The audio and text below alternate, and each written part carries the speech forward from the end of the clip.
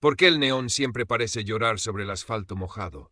Sofía Navarro se lo preguntó, observando cómo los charcos iridiscentes reflejaban las luces agresivas del Design District de Miami. La noche era un horno húmedo, el aire espeso y pegajoso como un secreto mal guardado. Estaba fuera de la Galería Eris, un cubo de cristal y acero que parecía vibrar con la energía contenida de la riqueza y el arte contemporáneo. Dentro, un evento privado bullía. Risas flotantes, el tintineo de copas, fragmentos de conversaciones pretenciosas que llegaban hasta la acera. Sofía no había querido entrar. Esperaba a Valeria, su amiga, que sí disfrutaba de esos círculos. Sofía se sentía un borrón de tinta en una página satinada. Su pelo, con mechones azul pálido deslavados sobre una base oscura, caía sobre sus hombros. Llevaba unos jeans rotos por el uso, una camiseta de una banda indie que nadie allí conocería, y una vieja chaqueta de mezclilla adornada con parches cosidos por ella misma. Su mochila, apoyada contra la pared, había visto días mejores. Observaba a la gente que salía a fumar, mujeres esculpidas en vestidos caros, hombres con relojes que costaban más que su alquiler anual. Algunos la miraban de reojo, una mezcla de curiosidad y desdén apenas velado. Ella desvió la mirada hacia el otro lado de la calle, tarareando una melodía que había estado componiendo en su cabeza, ajena al coche patrulla que reducía la velocidad cerca de la esquina. Sus ocupantes observándola con una atención profesional que rápidamente se deslizaba hacia algo más personal, más prejuicioso. El coche se detuvo con un susurro hidráulico. Dos figuras uniformadas emergieron. Uno era más joven, de complexión atlética, con una mandíbula tensa y una mirada que parecía buscar problemas. Oficial Javier Morales.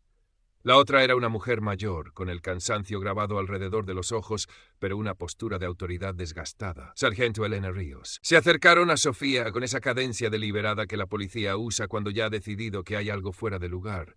Sofía sintió una punzada familiar de ansiedad. Enderezó la espalda casi imperceptiblemente. «Buenas noches», dijo Morales, deteniéndose frente a ella, bloqueando su vista de la calle. Su voz tenía un filo innecesario. «¿Qué haces aquí, princesa? ¿Esperando que te recojan?» Sofía parpadeó, sorprendida por el tono. «Estoy esperando a una amiga», respondió, su voz más suave de lo que pretendía. Miró hacia la galería. «Está dentro, en el evento». Ríos dio un paso al lado de Morales, cruzando los brazos. Sus ojos recorrieron a Sofía de arriba a abajo, deteniéndose en los rotos de sus jeans, en el color de su pelo. «¿Una amiga tuya está ahí dentro?», preguntó Ríos, el escepticismo goteando de cada sílaba. «Este no es lugar para andar merodeando. Hay gente importante aquí». «No estoy merodeando», replicó Sofía, sintiendo como el calor subía a sus mejillas, una mezcla de vergüenza e indignación. «Estoy en una acera pública, esperando». Morales soltó una risita. «¿Pública? Sí, pero no para todos. Tu tipo suele traer problemas, quizás buscando algo de dinero fácil, ¿eh?» El insulto la golpeó. «No estoy pidiendo dinero, solo espero». Intentó mantener la voz firme, pero notó un ligero temblor. Miró a Ríos, buscando un atisbo de razón. «Sargento, solo quiero esperar a mi amiga». Ríos suspiró, un sonido teatral de fastidio. «Mira, niña, no tenemos tiempo para esto. O te mueves ahora mismo o te movemos nosotros. No queremos gente como tú dando mala imagen al lugar». «Gente como tú». Las palabras resonaron, frías y afiladas. Sofía apretó los puños dentro de los bolsillos de su chaqueta. Sabía que no debía discutir, que debía simplemente irse, evitar la confrontación como siempre hacía.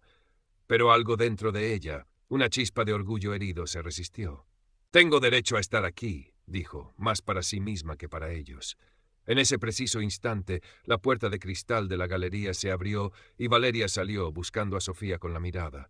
Su rostro se iluminó al verla, pero la sonrisa se congeló al notar a los dos oficiales. «¿Sophie? ¿Pasa algo?» Valeria se acercó rápidamente, su vestido elegante contrastando aún más con la apariencia de Sofía y la presencia amenazante de los uniformes. «Oficiales, ella está conmigo. Es mi amiga, la estaba esperando». Ríos se volvió hacia Valeria, su expresión endureciéndose. «¿Y tú quién eres para decirnos cómo hacer nuestro trabajo? Métete en tus asuntos si no quieres problemas». Valeria retrocedió instintivamente, intimidada por la hostilidad. Miró a Sofía con impotencia. Morales aprovechó la distracción. «¿Ves? Causando problemas», dijo, dando un paso hacia Sofía.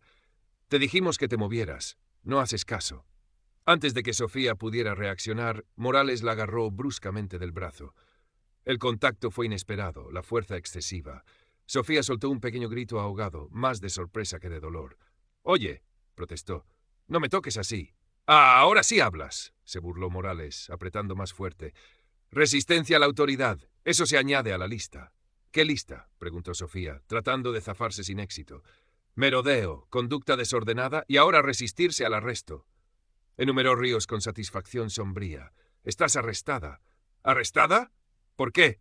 No he hecho nada», exclamó Sofía, el pánico empezando a burbujear bajo la indignación. Valeria observaba horrorizada, sin atreverse a intervenir de nuevo. «Llévala al coche, Morales», ordenó Ríos. Morales tiró de Sofía hacia el coche patrulla. Ella tropezó, intentando mantener el equilibrio y la dignidad. La empujó contra el vehículo mientras Ríos le leía sus derechos de forma monótona y apresurada, casi como una ocurrencia tardía. La metieron en el asiento trasero. La puerta se cerró con un golpe metálico que resonó en el silencio tenso. Valeria se quedó en la acera, con lágrimas en los ojos, viendo cómo el coche se alejaba. Dentro del vehículo, el aire era denso con la tensión y el olor a plástico barato y ambientador de pino. Morales conducía, mirando a Sofía por el retrovisor con una sonrisa de suficiencia. Ríos iba en el asiento del copiloto, llenando algún formulario en una tablilla.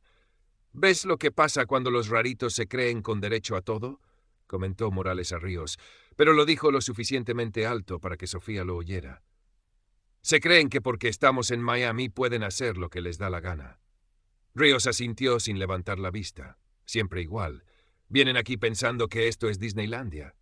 Luego acaban así. Sofía permaneció en silencio, mirando por la ventanilla las luces borrosas de la ciudad. Sentía una mezcla paralizante de miedo, humillación y una furia fría que empezaba a cristalizar en su interior. Recordó las palabras de su padre, pronunciadas hacía años, en una de sus raras conversaciones sobre el mundo real fuera de su burbuja dorada. «Hay gente, Sofía, que solo entiende un idioma, y no es el de la razón». Tragó saliva, el corazón latiéndole con fuerza contra las costillas. Sabía lo que tenía que hacer, pero la idea le revolvía el estómago.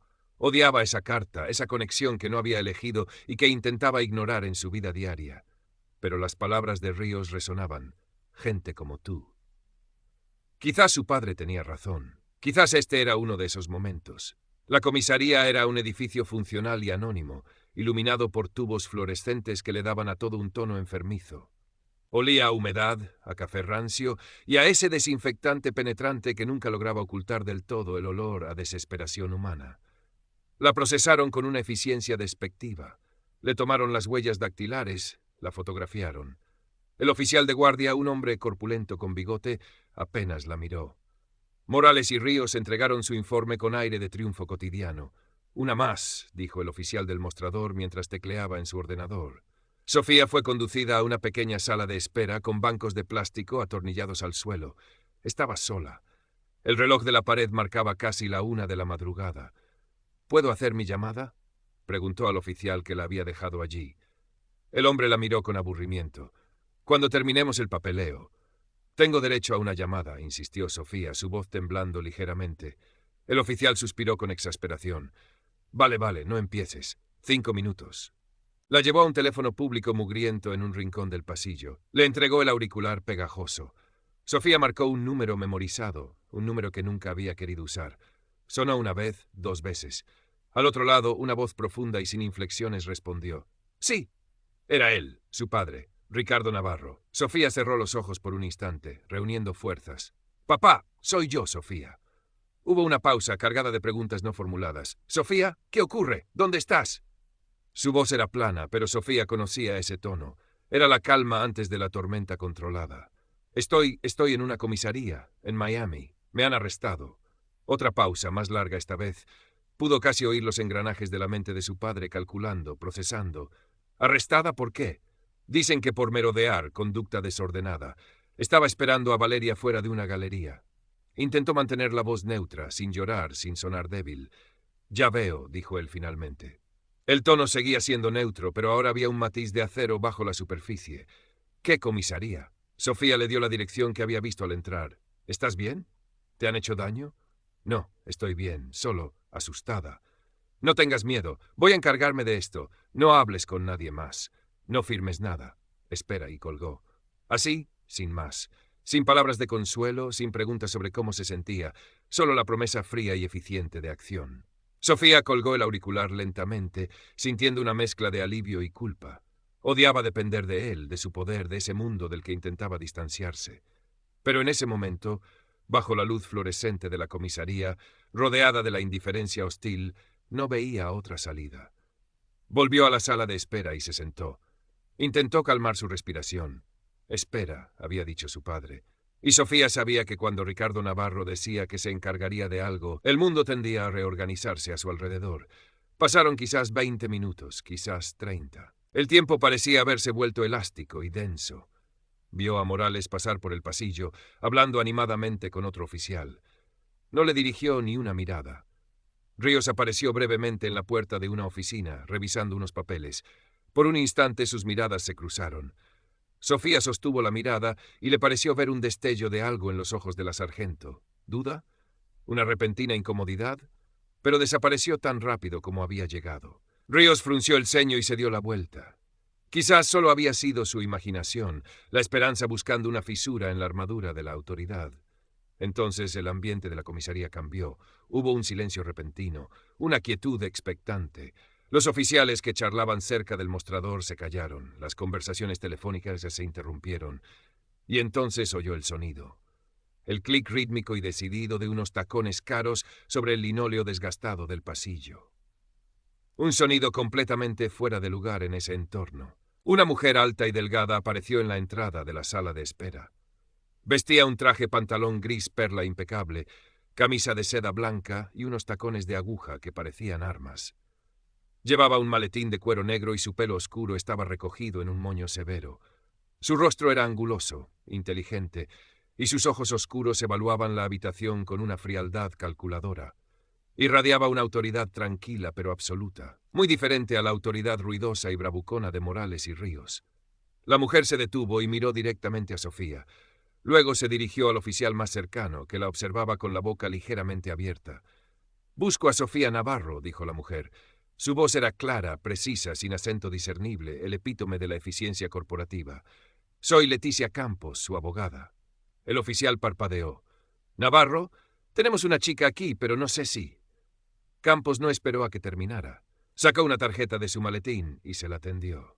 «Represento los intereses del señor Ricardo Navarro, y mi clienta, la señorita Sofía Navarro, se encuentra detenida ilegalmente en esta instalación. Exijo verla inmediatamente. Necesito hablar con la sargento Elena Ríos y el oficial Javier Morales. Ahora». Su tono no admitía réplica. El oficial del mostrador tragó saliva y descolgó un teléfono interno, murmurando algo con urgencia. Pasos apresurados sonaron por el pasillo. Ríos apareció primero, su rostro mostrando confusión, seguida de cerca por Morales, que todavía parecía ajeno a la tormenta que se avecinaba. «¿Qué pasa aquí?», preguntó Ríos, mirando a Campos con recelo. «¿Quién es usted?». «Soy Leticia Campos», repitió la abogada, su voz cortante como el hielo. «Abogada de la señorita Sofía Navarro, a quien ustedes dos», su mirada se posó alternativamente en Ríos y Morales, «han detenido sin causa probable, violando sus derechos constitucionales y cometiendo, entre otras cosas, un posible delito de privación ilegal de libertad bajo el color de la autoridad». Morales dio un respingo. «¿Qué? Oiga, esa chica estaba causando problemas». «Oficial Morales», intervino Campos con una calma letal, «le sugiero encarecidamente que guarde silencio. Cada palabra que pronuncie puede y será utilizada en su contra, no solo en un tribunal penal, sino también en la demanda civil multimillonaria que mi bufete interpondrá contra ustedes personalmente y contra este departamento». La mención de multimillonaria hizo que Morales perdiera todo el color de la cara. Ríos, más experimentada, intentó mantener la compostura, pero una fina capa de sudor brillaba en su frente. «¿Señorita Navarro?», preguntó, mirando a Sofía como si la viera por primera vez, conectando la apariencia humilde con el apellido poderoso y la abogada implacable. El puzzle encajó con un clic aterrador. «Ustedes la detuvieron basándose en su apariencia», continuó Campos, implacable. «Asumieron que era una vagabunda, una drogadicta o algo peor, simplemente por su ropa y su pelo. No verificaron su identidad. Ignoraron su explicación, utilizaron fuerza excesiva. Y todo ello quedó registrado, añadió, señalando vagamente hacia las cámaras de seguridad de la comisaría, aunque no tenía forma de saber si funcionaban o qué habían grabado. Era un farol calculado, pero efectivo. En ese momento, un hombre mayor con galones de capitán en el uniforme salió apresuradamente de una oficina al fondo del pasillo. Estaba pálido y se secaba la frente con un pañuelo. «¿Qué está pasando aquí? Acabo de recibir una llamada». Miró a Campos, luego a Sofía, luego a sus oficiales. La comprensión lo golpeó como un vehículo pesado. «Señorita Campos», dijo, intentando sonar autoritario, pero fallando estrepitosamente. «Soy el capitán Rivera, el oficial de servicio. Le aseguro que investigaremos esto a fondo». Campos lo miró fijamente. «Capitán, no necesito sus seguridades. Lo que necesito es la liberación inmediata e incondicional de mi clienta. Y quiero los nombres y números de placa de todos los oficiales involucrados en este incidente, incluido el suyo». Rivera sintió rápidamente, demasiado rápido. Por supuesto, por supuesto. Oficiales se volvió hacia Ríos y Morales, su voz temblando ligeramente de furia contenida y miedo. «Entreguen sus placas y armas. Están suspendidos con efecto inmediato, pendientes de una investigación interna completa. Ahora». Morales abrió la boca para protestar, pero la mirada fulminante de Rivera lo silenció. Ríos, con el rostro como una máscara de piedra, se desabrochó lentamente el cinturón y depositó su arma y su placa sobre el mostrador más cercano. Morales la imitó, sus manos temblando visiblemente. La arrogancia se había evaporado, reemplazada por un miedo crudo y palpable.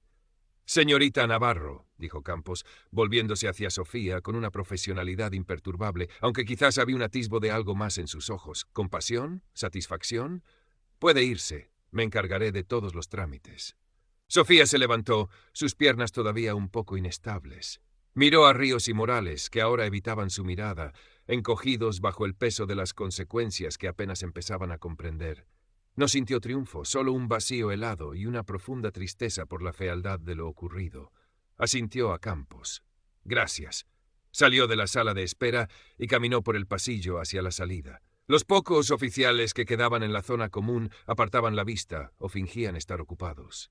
El poder había cambiado de manos de forma invisible, pero absoluta. La puerta principal se abrió automáticamente ante ella, devolviéndola a la noche húmeda de Miami. Valeria estaba allí, esperando en la acera, con el rostro surcado por lágrimas secas y la preocupación grabada en cada línea. Corrió hacia Sofía y la abrazó con fuerza. «¿Estás bien? ¿Qué ha pasado?» «Vi entrar a esa mujer». «Estoy bien», murmuró Sofía, devolviendo el abrazo, sintiendo por fin cómo se desmoronaba la tensión acumulada. «Ya pasó. Vámonos de aquí». Se alejaron de la comisaría, dejando atrás el edificio anónimo bajo las luces parpadeantes. El aire exterior, aunque pesado, parecía limpio en comparación con la atmósfera viciada que habían dejado atrás. Caminaron en silencio durante un rato, el único sonido el de sus pasos sobre la acera mojada y el rumor distante del tráfico de la ciudad. «¿Qué? ¿Qué hiciste?», preguntó Valeria finalmente en voz baja. Sofía dudó. «Llamé a mi padre». Valeria asintió lentamente, comprendiendo. Conocía la historia familiar de Sofía, la relación complicada con el hombre cuya sombra se proyectaba tan lejos. «Entiendo». No hubo más preguntas. Sabía que para Sofía esa llamada había sido un último recurso, una admisión de derrota en su intento de forjar una vida independiente de la influencia paterna. Llegaron al coche de Valeria, aparcado a unas manzanas de distancia. Mientras se acomodaban dentro, Sofía miró hacia atrás, hacia la dirección de la comisaría. Las luces rojas y azules de otro coche patrulla pasaron a lo lejos, una sirena aullando brevemente antes de apagarse. Una noche cualquiera en Miami. Pero para ella, y para los oficiales Ríos y Morales, nada volvería a ser igual. El epílogo no se escribió en titulares de periódico al día siguiente. Ricardo Navarro prefería la discreción, pero las consecuencias fueron silenciosas y devastadoras. La investigación interna, supervisada de cerca por los abogados de Navarro, y probablemente impulsada por llamadas discretas a la oficina del alcalde y al jefe de policía, fue exhaustiva. Se descubrieron quejas anteriores contra Morales por uso excesivo de la fuerza y lenguaje inapropiado, que habían sido convenientemente archivadas por Ríos. La sargento, por su parte, enfrentó cargos por negligencia en la supervisión y falsificación de informes. Ambos fueron despedidos del Departamento de Policía de Miami-Dade. Sus carreras en la aplicación de la ley estaban terminadas. Se enfrentaron a una demanda civil presentada por Leticia Campos en nombre de Sofía, no buscando una compensación económica exorbitante. Navarro no la necesitaba, sino un reconocimiento formal de la injusticia y un acuerdo que incluía disculpas por escrito y la obligación de asistir a cursos de sensibilización y manejo de prejuicios, aunque ya no llevaran uniforme. El capitán Rivera fue discretamente trasladado a un puesto administrativo sin mando, un final ignominioso para su carrera. La comisaría entera fue sometida a una revisión de procedimientos y a nuevos programas de formación. Cambios superficiales, quizás, pero una grieta en la fachada de la impunidad. Días después, en su pequeño y desordenado apartamento alquilado en Wynwood, muy lejos de la mansión paterna en Coral Gables, Sofía estaba sentada en el suelo, rodeada de sus cuadernos de bocetos y su ukelele.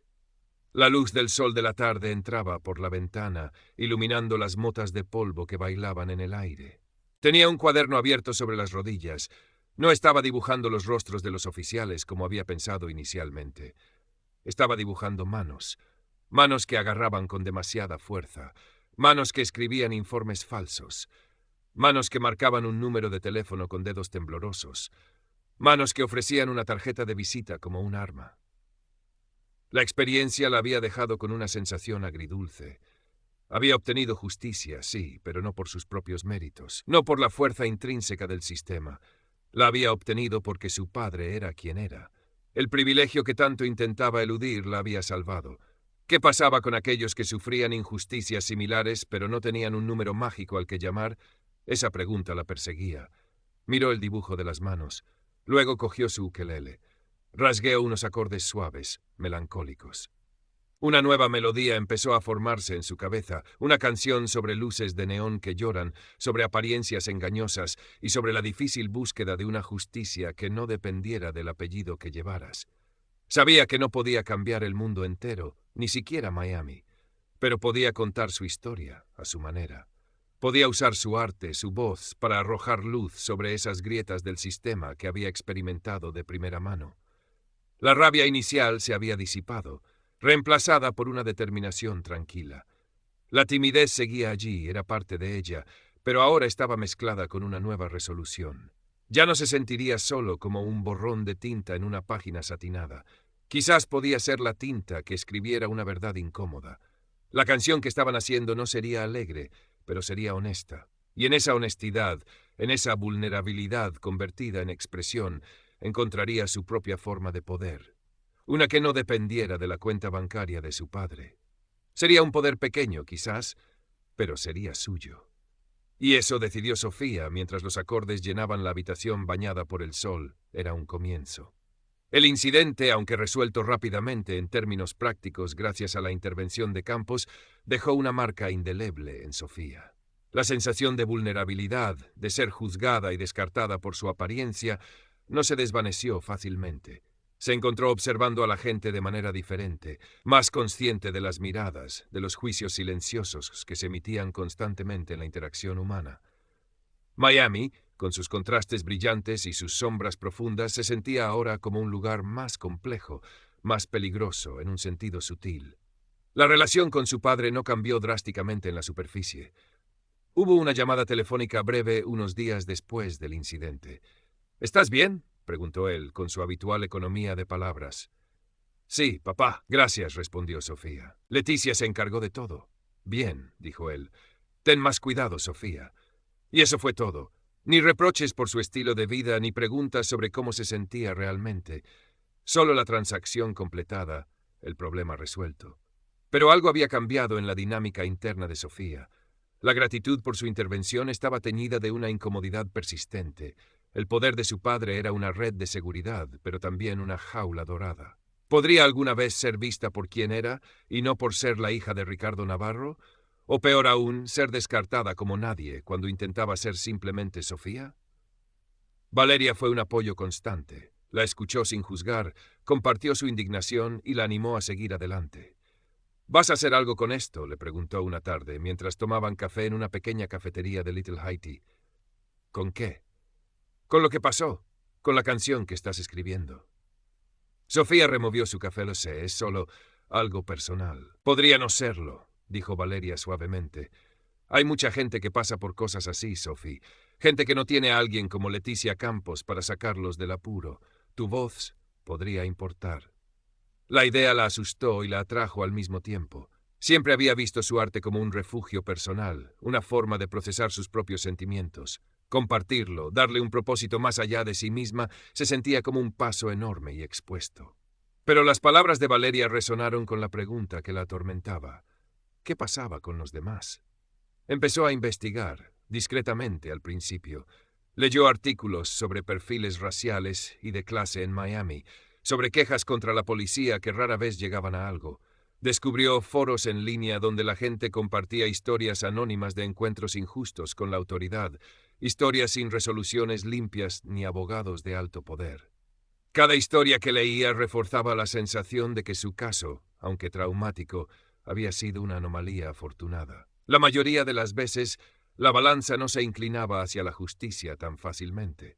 La canción que había empezado a componer evolucionó. Ya no era solo sobre su propia experiencia, sino sobre esas otras voces, las que no tenían un micrófono. Los acordes se volvieron más urgentes, la letra más afilada. Hablaba de luces de neón que ocultaban verdades, de uniformes que no siempre significaban protección, de la facilidad con que se podía juzgar un libro por su cubierta desgastada. Un día reunió el coraje suficiente para tocarla en una noche de micrófono abierto en un pequeño local de Wynwood. El lugar estaba abarrotado, el aire olía a cerveza y a la energía nerviosa de los artistas esperando su turno. Cuando la llamaron al escenario, sus manos temblaban tanto que apenas podía sujetar el ukelele. Se sentó en el taburete, bajo la luz de un único foco, y respiró hondo. Miró al público, rostros anónimos en la penumbra. Esta canción, dijo, su voz apenas un susurro al principio, es sobre ser visto y no ser visto. Y empezó a tocar. La melodía era sencilla, casi frágil al principio, pero su voz, aunque suave, tenía una claridad inesperada. Cantó sobre la humedad de la noche, sobre la mirada fría de la autoridad, sobre el miedo y la rabia silenciosa. Cantó sobre el privilegio y sobre aquellos que no lo tenían. Mientras cantaba, algo cambió en la sala. La charla de fondo disminuyó. La gente empezó a escuchar de verdad. Vio cabezas asintiendo en la oscuridad, expresiones de reconocimiento en algunos rostros. No era una canción de protesta estridente, sino una balada melancólica y acusadora. Una historia contada con una honestidad vulnerable que parecía tocar una fibra sensible. Cuando terminó, hubo un momento de silencio denso, seguido de un aplauso que la sorprendió por su calidez y duración. Bajó del escenario sintiéndose expuesta, pero también extrañamente fortalecida. Valeria la abrazó. Fue increíble, Sophie. Esa noche marcó un punto de inflexión. No se convirtió en una activista de la noche a la mañana, ni su música cambió el sistema. Pero encontró una forma de canalizar su experiencia, de conectar con algo más grande que ella misma. Siguió escribiendo, siguió cantando en pequeños locales. Sus canciones, a menudo agridulces y reflexivas, empezaron a atraer a un pequeño pero leal grupo de seguidores. Gente que se sentía identificada con sus letras sobre la alienación, la injusticia sutil y la búsqueda de autenticidad en una ciudad de superficies brillantes. Un día, recibió un correo electrónico de una organización local sin ánimo de lucro que trabajaba con jóvenes en riesgo y ofrecía asistencia legal a víctimas de abusos policiales menores. Habían oído hablar de su música, de la historia detrás de una de sus canciones más populares, la que nació de aquella noche. Le preguntaban si estaría interesada en colaborar, quizás en talleres de composición musical para jóvenes o en tocar en algún evento de recaudación de fondos.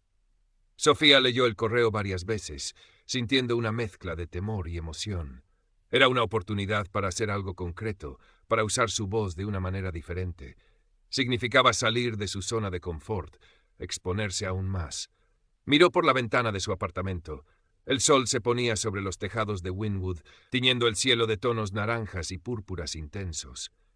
Las luces de la ciudad empezaban a parpadear, prometiendo otra noche de contrastes, de belleza y de peligros ocultos. Recordó la sensación de impotencia en la comisaría, y luego la extraña mezcla de alivio y culpa al ser rescatada por un poder que no era suyo. Quizás ahora tenía la oportunidad de construir un tipo diferente de poder, uno basado en la empatía, la conexión y la voz compartida. Respiró hondo y empezó a escribir una respuesta al correo electrónico. Gracias por contactarme, escribió. Me interesa mucho saber más sobre su trabajo. No sabía exactamente a dónde la llevaría este camino, pero por primera vez desde aquella noche fuera de la galería, sintió que no solo estaba reaccionando a lo que le había pasado, sino que estaba empezando a darle un nuevo significado, uno que ella misma estaba eligiendo. La justicia, como el arte, a veces tomaba formas inesperadas. Y quizás, solo quizás, su voz, nacida de una experiencia de injusticia personal, podría unirse a otras para crear una melodía de cambio, aunque fuera suave y gradual. Los meses siguientes vieron a Sofía involucrarse gradualmente con la organización sin ánimo de lucro. Empezó dando talleres de composición de canciones a un grupo de adolescentes en un centro comunitario. Al principio, se sentía nerviosa e insegura, preguntándose qué podía enseñarles ella, una chica privilegiada que había sido rescatada por la influencia de su padre. Pero pronto descubrió que su propia vulnerabilidad y honestidad eran su mayor fortaleza. Hablaba abiertamente, aunque con cuidado, sobre su propia experiencia de sentirse juzgada e impotente, y animaba a los jóvenes a encontrar sus propias voces para contar sus historias, sus frustraciones, sus esperanzas. La música se convirtió en un puente.